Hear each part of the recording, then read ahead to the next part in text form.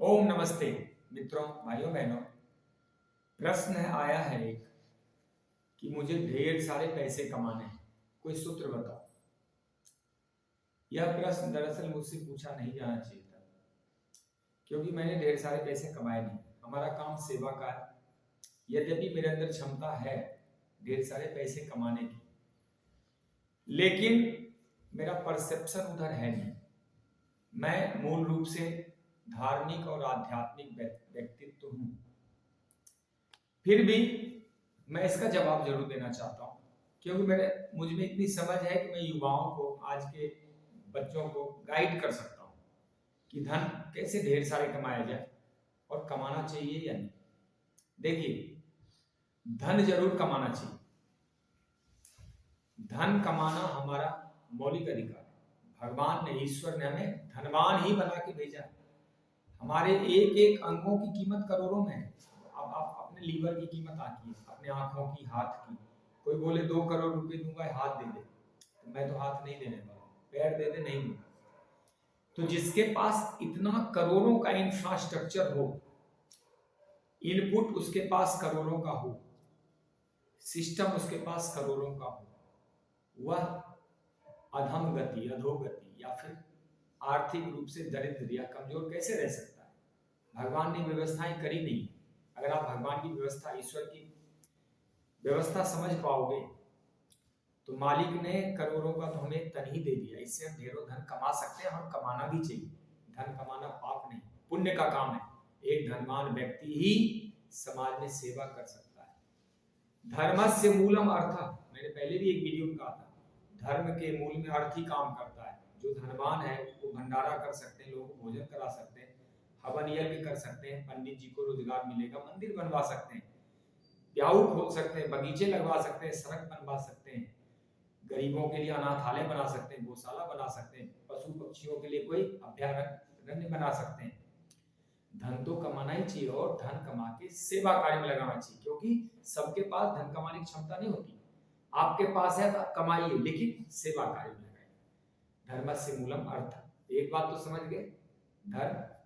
धन जो है कमाना जरूर चाहिए। अब इसके 2 रास्ते हैं, एक है व्यापार और एक है जॉब। दरअसल जॉब में क्या होता है कि एक सेटअप कोई बनाता है, हम उसके तहत काम करते हैं, उसकी मर्जी के अनुसार एक तय घंटे में हमें इतना रकम मिलता है, हम इतने सेवाएं देंगे, हमें 30 दिन में इतना मिलेगा, 1 वर्ष में इतना मिलेगा। एक तय रकम हमें एक मानक के अनुसार मिलता है। उसमें हमें पूरी तरह अपने पसंद से कुछ करने का मौका बहुत कम मिलता है। मिलता भी है, जो योग्य है उनको देते हैं, लेकिन जो एम्प्लॉयर हैं अक्सर वो अपनी बुद्धि का इस्तेमाल करते हैं। लेकिन चूंकि वो सिस्टम और इंफ्रास्ट्रक्चर, एक इनपुट वो तैयार करते हैं, इसलिए उसका लाभ अधिकतर वो लेते हैं। या चाहे सरकार ही क्यों ना हो, सरकार भी उससे अपना कार्यक्रम चलाती है या अपना लाभ कमाती है। एक होता है व्यापार, जिसमें आपको सेल्फ खिलने का, विकसित होने का, अपने कला कौशल को दिखाने का अवसर मिलता है। तो व्यापार जो है उसकी क्वालिटी सब में होती नहीं। वह कुछ या तो बहुत ही उन्नत किस्म के लोग होते हैं, वो दुनिया में लगभग, मेरा मानना है 2 से 5% लोग होते हैं। 100 में से 2 से 5 लोग होते हैं जो बिजनेस कर सकते हैं। 95 से लेकर 98 लोग व्यापार नहीं कर सकते, उन्हें करना भी नहीं चाहिए। जिस काम के लिए वो संसार में आए हैं, सेवा धर्म, वही करना चाहिए। इसी व्यवस्था को, प्राकृतिक व्यवस्था को हमारे सनातन वैदिक हिंदू धर्म ने 4 व्यवस्थाओं में बांटा था, जिसको कहते हैं 4 वर्ण: ब्राह्मण, क्षत्रिय, वैश्य और सेवक। ब्राह्मण मतलब सीधा सीधा है, जिनका बौद्धिक काम बहुत ज्यादा है, जो माथे से काम करते, दिमाग का काम। इसमें ना कोई नीच है और ना कोई उच्च है, ना कोई सवर्ण है और ना कोई हरिजन है, सब हरिजन ही। जो बौद्धिक काम करते हो ब्राह्मण हो, जो मेहनत का काम करते हैं, खेतों में काम करते हैं, सुरक्षा का काम करते हैं, शासन व्यवस्था चलाते हो, क्षत्रिय हो गए। जो बिजनेस व्यापार करते हैं, पशुपालन करते हैं, इधर का सामान उधर बेचना, उधर सब, वो सब व्यापारी वर्ग, उसको पैसे कहा गया। और एक सेवक वर्ग है जो बिजनेस व्यापार नहीं कर सकता, ना वो क्षत्रिय धर्म निभा सकता है, ना सुरक्षा में जा सकता है, ना मस्तिष्क का काम कर सकता है। वह सेवा कार्य करेगा, यानी किसी के तहत काम करेगा। इसमें नीच और उच्च नहीं हुआ। अब इसको समझने का फिर, इस शरीर में भी 4 वर्ण: मस्तिष्क, आपका ब्राह्मण है, ये फेफड़े का जो भाग है जहाँ से बल प्राप्त करते हैं, ये क्षत्रिय है, ये जो है व्यापारी है। देखिए एक पेट भोजन करता है, वो सारे सेल्स को, नस नाड़ियों को, सारे ऑर्गन्स को भोजन पहुंचाता है। व्यापारी का काम क्या है? किसी से राशन खरीदा, किसी से मसाले खरीदा, किसी से सोना चांदी खरीदा और उसके बदले में ऐसे डीलिंग करना, एक के बदले अनेक, यही व्यापारी काम। और एक भाग हमारा पैर हाथ है जो सेवा का कार्य करता है। तो बस इसको समझने का फेर है। और इस सिंपल सी चीजों को बना के कितने वर्ष तक हमें बांटा गया और हम गुलाम रहे, तो आप देख ही पा रहे हैं। तो मैं आता हूँ to be come to the point, मैं किसी चीज को थोड़ा इलाबरेट करता हूँ। ये मेरी कमियां समझ लो या खूबियां समझ लो, कम लोग देखें लेकिन अच्छे से समझ लें। नजर बदलो नजारे बदल जाएंगे, सोच बदलो सितारे बदल जाएंगे, किश्तियां बदलने की जरूरत नहीं है, बस दिशा बदलो किनारे बदल जाएंगे। हमें क्या करना होगा? थोड़ा दिशा बदलने होते हैं हमें। जो हम इनबॉर्न क्वालिटी दिया है परमात्मा ने, हम हमारा निर्माण भगवान ने जिस काम के लिए किया है, बस उस काम को हमें करना होता है। यह गुरुकुल में पहले बता देते थे, या हमारे जो गुरुजन ऋषि मुनि थे उनके पास बहुत गहरी समझ थी इसको, कि बच्चा का निर्माण परमात्मा ने क्यों किया है। उस बच्चे को वही काम के लिए तैयार कर, कोई धनुर्धारी बनता था, कोई खेती में अच्छा बनता था, कोई सेवा कार्य करता था, कोई रसोई में अच्छा काम कर सकता है, कोई जो है गुरुजनों के आश्रम में व्यवस्था देख सकता है, मैनेजमेंट कर सकता है। इस ढंग से काम बांटे जाते। कुछ जो है विद्याधन अधिक निकलते थे, वो समाज कल्याण करते थे चीजों के लिए। कोई पंडित का काम कर सकते हैं, कोई पुजारी का काम कर सकते हैं, कोई ज्योतिष विद्या देख सकते हैं। इस ढंग से तैयार होता था, बड़ा अच्छा व्यवस्था चल रहा था। आधुनिक समय में गड़बड़ हो गया, जिससे बिजनेस व्यापार भी नुकसान हो। भारत दरअसल बचपन से अपने, बचपन तो नहीं कह सकते, भारत अपने आरंभ से ही व्यापारिक देश रहा है। यहाँ जॉब वगैरह कोई करते नहीं थे। आप अगर 3000-4000 साल पीछे की इतिहास देखेंगे, भारत जन्मजात व्यापारी रहा है। यहाँ बिजनेस व्यापार इतने होते थे, पूरी दुनिया को 75% तक एक्सपोर्ट करते थे। ऐसे ऐसे मसाले, रेशम, ऐसे ऐसे इस्पात, ऐसे ऐसे मशीनरी, लकड़ी से हम गन्ने का रस निकाल के और उसका वो बना सकते थे। ऐसे ऐसे मशीनें थी, गुड़ बना सकते थे हम, कई ढंग के धातुएं बनाते थे। हमारी मशीनरी पूरी दुनिया खरीद के ले जाती थी। हमारे कपड़े, हमारे जो शॉल और कंबल पूरी दुनिया में फेमस थे।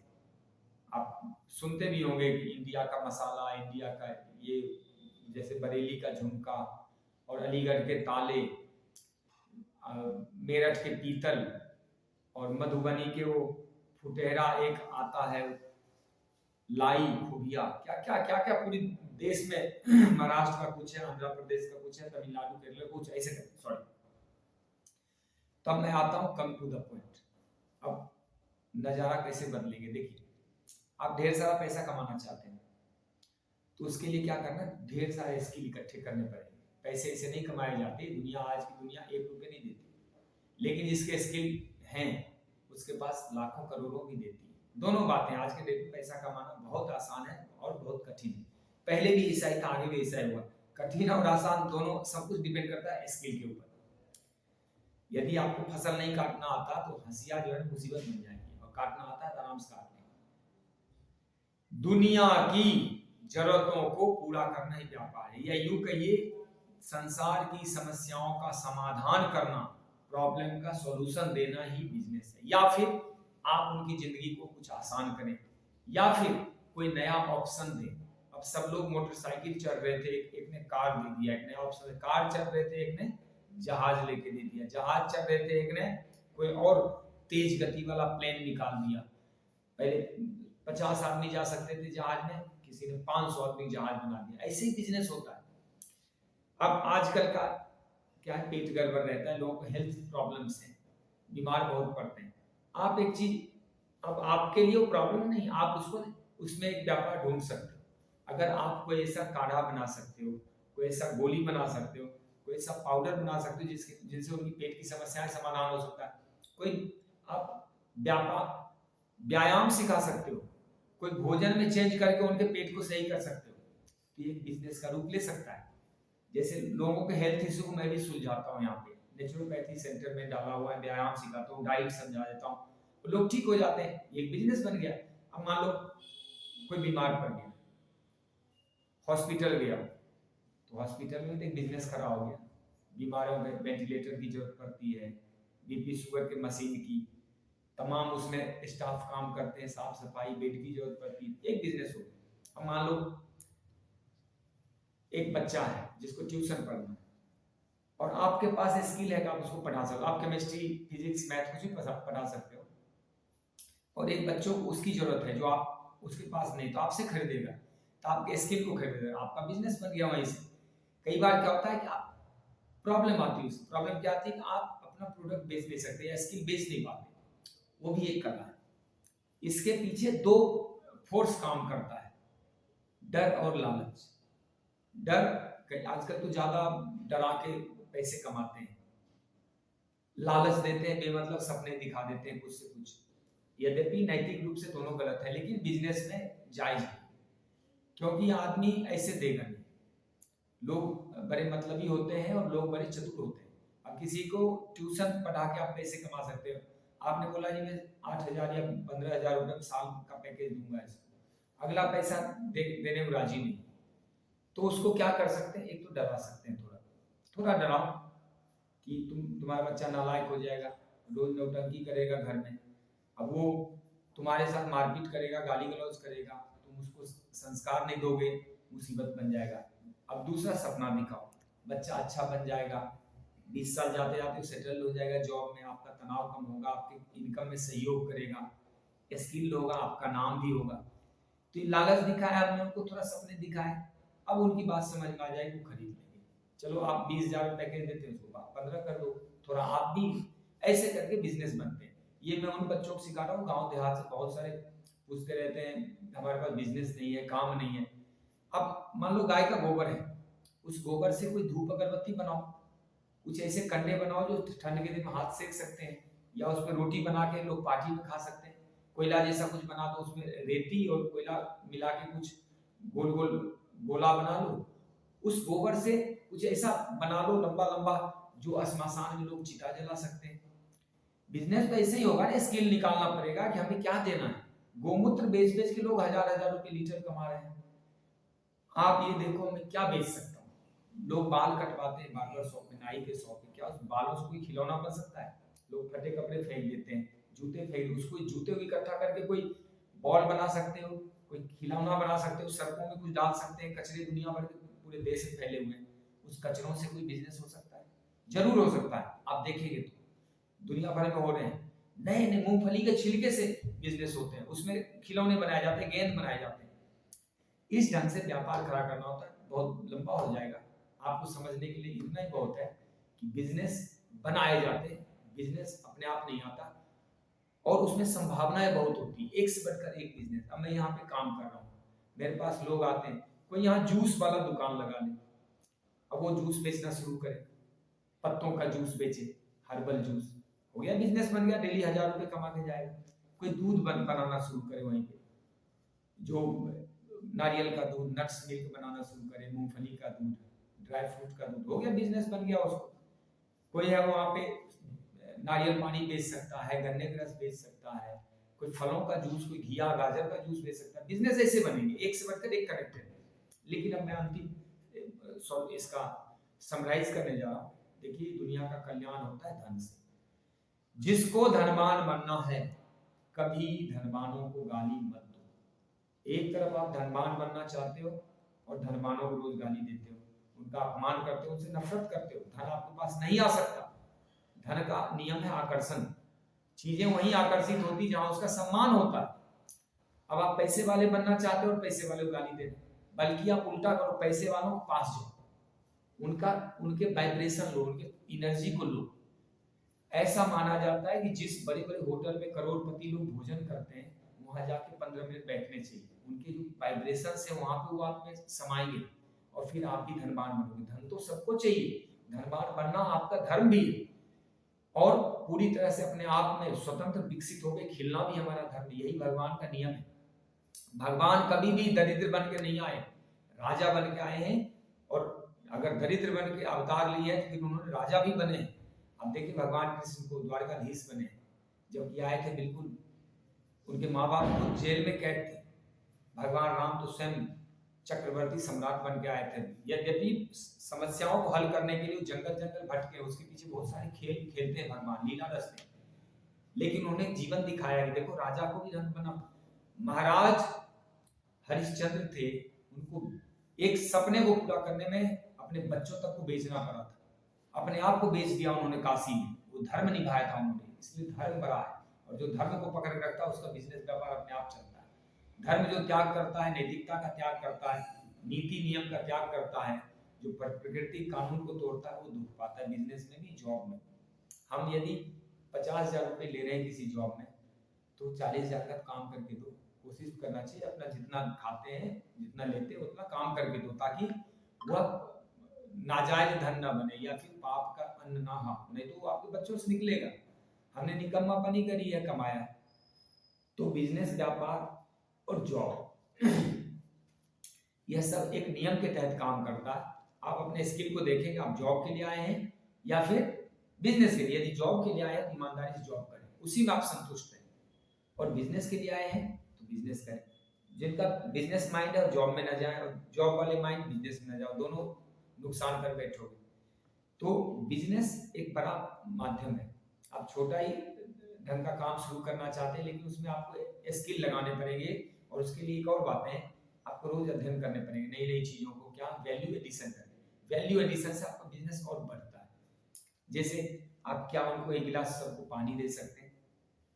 क्या आपके पास आते ही उनको 2 मिनट मेडिटेशन करा सकते हैं? मुस्कुराहट दे सकते हैं? नमस्ते कर सकते हैं?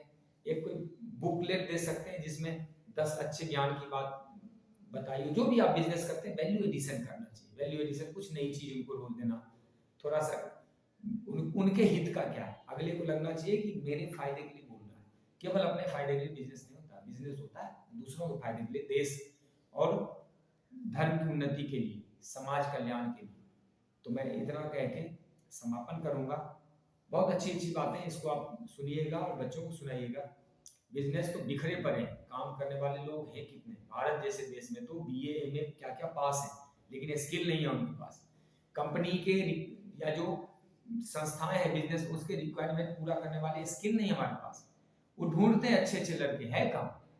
बस नाम का सर्टिफिकेट है ना, उनको अच्छा कम्युनिकेशन स्किल है उनके पास, ना अच्छी सोच है कुछ बड़ा करके दे सके संस्था को, ना वो कुछ ऐसा प्रोडक्ट लॉन्च कर सकते हैं, ना उनके बिजनेस को आसान बना सकते हैं। तो फिर कैसे हो? स्किल्ड बनने, हर दिन अपने बुद्धि का विकास करने, योग करो।